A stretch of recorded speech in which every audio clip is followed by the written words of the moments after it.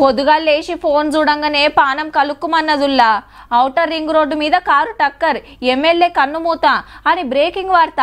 పాపం చిన్నేజీ రాజకీయాలలో ఎంతో మీదికొచ్చు, నాయన లేకున్నా నేనున్నా అని కార్యకర్తలకు గట్టి భరోసా ఇచ్చిండే.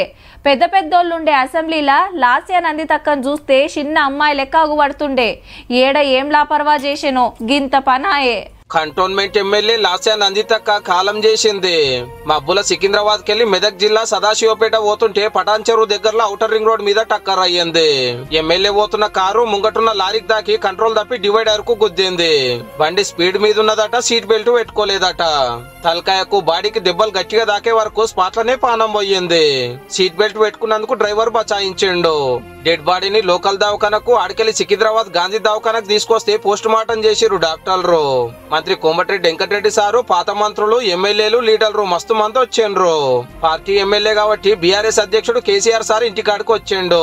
ధైర్యంగా ఉండుర్రి, పార్టీ తరఫున కుటుంబాన్ని చూసుకుంటామని మాటిచ్చిండు సారు. అటెంక ముఖ్యమంత్రి రేవంత్ రెడ్డి సార్ వచ్చి ఇంటోళ్లను ఓదార్చిండు.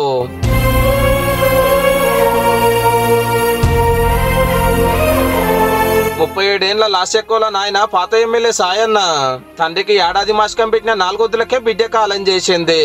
అమ్మాయి 2 అక్కలది ఒగేడుపు కాదు. చిన్న ఏజిల్నే కవాడిగూడ కార్పొరేటరు మొన్న బీఆర్ఎస్ టికెట్ మీద ఎమ్మెల్యేగా అసెంబ్లీకి వచ్చి 3 నెలలు కూడా కాలే. 10 రోజుల కిందట నల్గొండలో పార్టీ మీటింగ్ పోయేస్తుంటే కారు టక్కరై ఈమెకు దెబ్బలు తాకితే ఒక పోలీస్ జీవి పోయింది.